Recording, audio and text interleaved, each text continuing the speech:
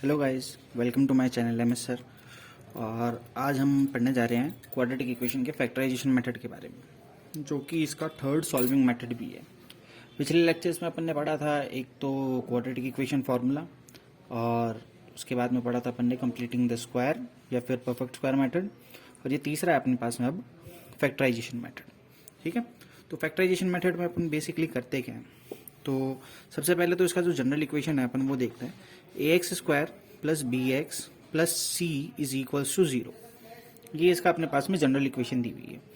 अब इसके अंदर में आपको क्या करना है, सबसे पहला काम तो करना है a इंटू सी फाइंड करना है। ठीक है, a इंटू सी। उसके बाद में a इंटू सी के आपको क्या करने हैं, फैक्टर्स करने हैं।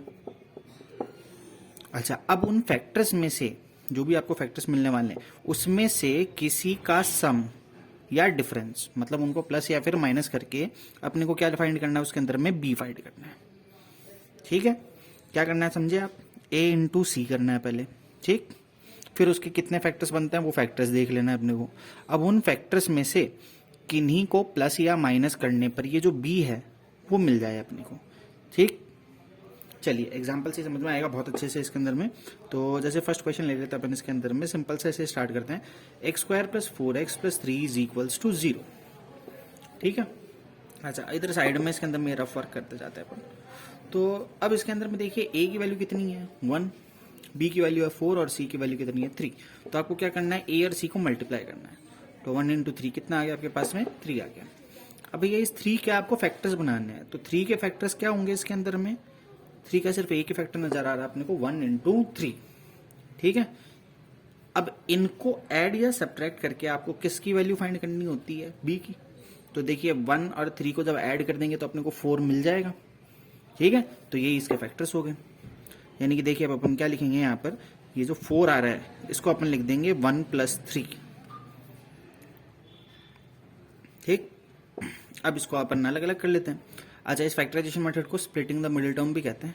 ये जो मिडिल वाला टर्म आ रहा है इसको अपन स्प्लिट कर रहे हैं इसके अंदर में, देखिए। ठीक है, अब इसको इससे मल्टीप्लाई करेंगे अपन, तो मल्टीप्लाई करेंगे तो क्या मिलेगा, x square plus x plus 3x plus 3 is equals to 0। अच्छा, ऐसे करने से क्या होगा, अच्छा ऐसे करने से देखिए अब आपके पास में इसके अंदर में 4 टर्म्स आ रही हैं।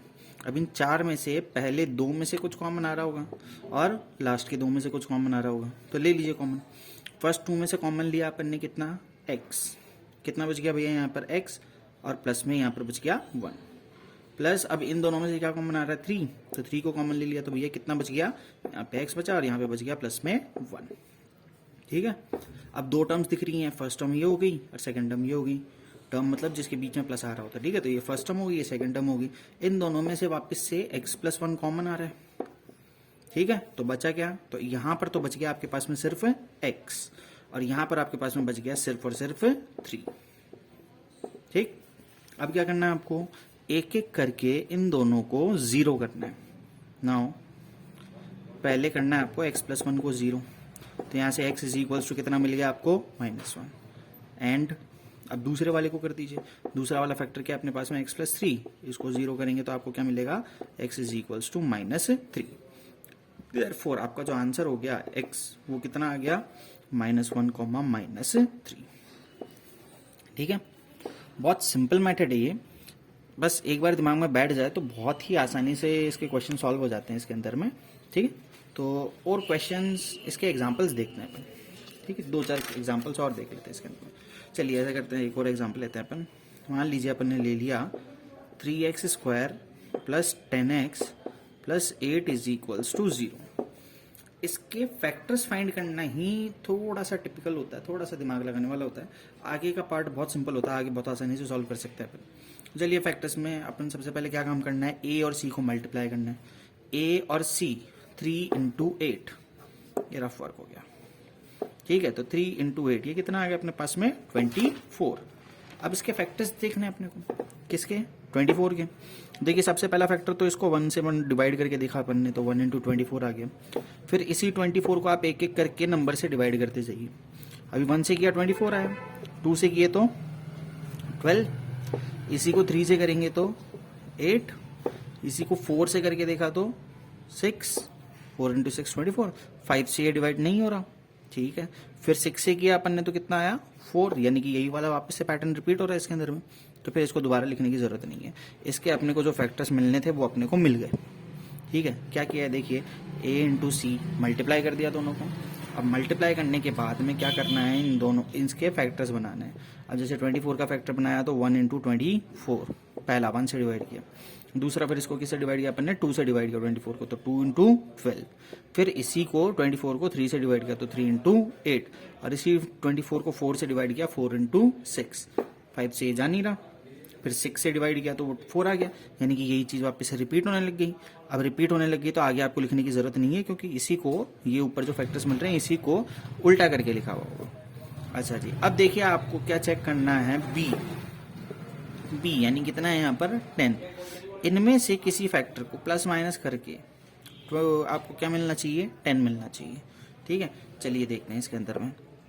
अच्छा, एक चीज़ और है, तो चलिए अभी समझ लीजिए इसके अंदर में। अगर आपने a इंटू बी क्या किया है इसके अंदर में, सॉरी a इंटू सी, अगर आपके पास में क्या आ रहा है, पॉजिटिव आ रहा है, इधर लिख देता हूँ, if a into c is positive, तो उसके जो दोनों फैक्टर्स होंगे वो दोनों क्या होंगे, बोथ फैक्टर्स मस्ट बी, इसको अच्छे से आगे और लिख देंगे, मस्ट बी आइदर पॉजिटिव और नेगेटिव। मतलब मैं ये कह रहा हूँ कि मान लीजिए आपके पास में ये पॉजिटिव आ रहा है, इंटू सी 24 आ रहा है, तो अब यहाँ पे जो आप चेक कर रहे हैं इनको आप दोनों के साथ में क्या तो प्लस का ही साइन लगा सकते हैं, या फिर दोनों के साथ में माइनस का ही साइन लगा सकते हैं। ठीक है, क्योंकि अगर एक के साथ प्लस लगा दिया, एक के साथ माइनस लगा दिया, मान लीजिए मैं माइनस का 1 और प्लस के 24 ले लूँ, तो -1 इंटू 24 है वो कितना हो जाएगा, माइनस के 24, वो अपने को नहीं मिल रहा। ठीक है, तो ये चीज़ आगे मैं लिख दूंगा, फिर भी आप ध्यान रखिए कि अगर a इंटू सी आपके पास में पॉजिटिव आ रहा है, तब दोनों फैक्टर्स क्या होने चाहिए, या तो पॉजिटिव होना चाहिए या फिर नेगेटिव। अच्छा, a इंटू सी अगर नेगेटिव आ जाए, ये माइनस के अंदर में आता, माइनस के 24 होते हैं, तब आपको एक प्लस का और एक माइनस का लेना ही पड़ता, मतलब तब आप दोनों को प्लस और दोनों को माइनस नहीं ले सकते। ठीक है, तो दिमाग में बैठ जाएगी, जैसे जैसे आप प्रैक्टिस करते जाएंगे ना, वो दिमाग में बैठती जाएगी आपके पास। तो चलिए यहाँ पे अपने पास में a प्लस बी 24 आ रहा है, पॉजिटिव वैल्यू है, तो आपको इनको बस क्या करना है, प्लस या फिर माइनस करके ही चेक कर सकते हैं। अपन दोनों को प्लस का लगा करके देखिए, 124, 25 नहीं बैठ रहा, 2 और 12, अब कई लोग बोलेंगे कि 2 माइनस 12, सॉरी 12 माइनस 2 10 बैठ रहा है इसके अंदर में, तो वो नहीं ले सकते। अपन ने 12 प्लस का लिया और 2 माइनस का लिया, 12 माइनस 2 बोल रहे हैं, तो भैया इनको मल्टीप्लाई करके भी देख लीजिए आप, इनको मल्टीप्लाई करके ये मिल रहा है कि नहीं मिल रहा है आपको। तो इनको मल्टीप्लाई करने पे तो माइनस के 24 मिल रहे हैं, जो कि अपने पास में तो प्लस का है, इसलिए ये वाला फैक्टर नहीं ले पाएंगे। ठीक है, आगे बढ़ते हैं, 8 3 11 6 4 10, ये बैठ गया, प्लस का 6 और प्लस का 4, इनको मल्टीप्लाई करेंगे तो भी क्या मिलेगा अपने को, प्लस का 24। ठीक है, तो ये फैक्टर्स हो गया आपके पास में 6 इंटू 4। तो ये जो बीच में आपके पास में 10 आ रहा है, इसके जगह पे अपन लिख देते हैं 6 प्लस 4x और प्लस में 8 इज इक्वल्स टू 0। अब मल्टीप्लाई कर दीजिए इसको, मिडिल वाले टर्म को स्प्लिट करना है, 6 into x 6x, 4 into x 4x और प्लस में 8 इज इक्वल्स टू 0। पहले दो टर्म में से कॉमन लेना है, आगे का प्रोसेस बहुत सिंपल है, पहले के दो टर्म में से कॉमन लेना है, तो कितना आ रहा है इन दोनों में से कॉमन 3x, कितना बच गया x प्लस 2, इन दोनों के टर्म्स में से क्या कॉमन आ रहा है 4, क्या बच गया x प्लस 2। हाँ जी, अब इन दोनों में से दोबारा से x प्लस 2 कॉमन आ गया, तो बचा कितना, देखिए यहाँ पर बच गया आपके पास में 3x और यहाँ पर बच गया आपके पास में 4।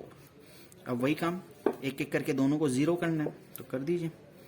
Now x plus 2 is equals to 0, तो x की वैल्यू कितनी आई, -2, एंड 3x प्लस 4 को 0 किया आपने, तो x की वैल्यू कितनी आ गई, -4/3।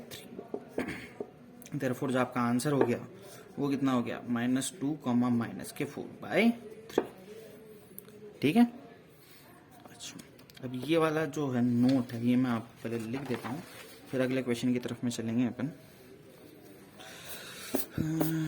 इंग्लिश में ही लिख देते हैं, आप हिंदी में ट्रांसलेट करके लिख देना, मैं समझा दूंगा। Note, if a into c is positive, then both factors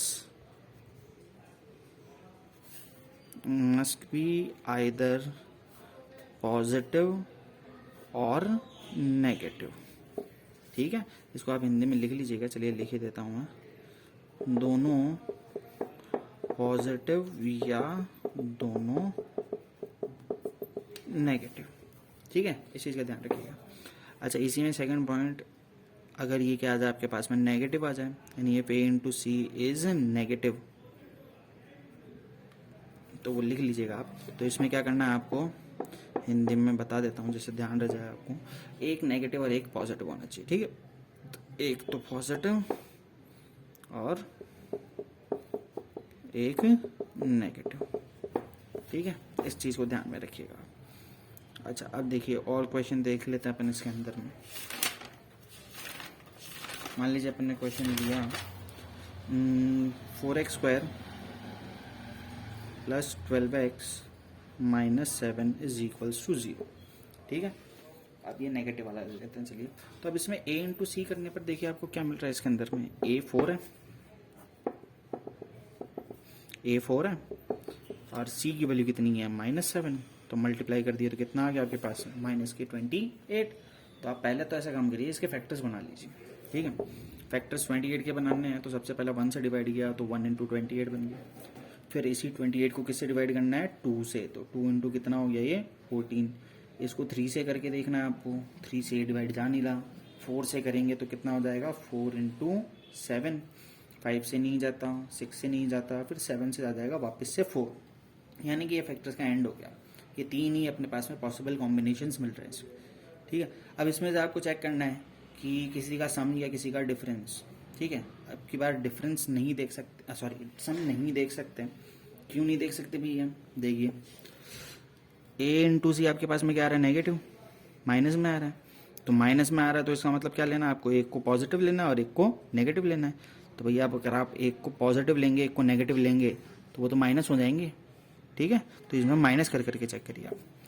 b की वैल्यू 12 लेकर के आनी है, 28 माइनस 1 ये हो गया आपका 27, 14 माइनस 2 ये आ गया आपके पास में 12। तो यही आपका बन गया। ठीक है, फैक्टर्स बन गया आपके पास में 14 और माइनस में 2।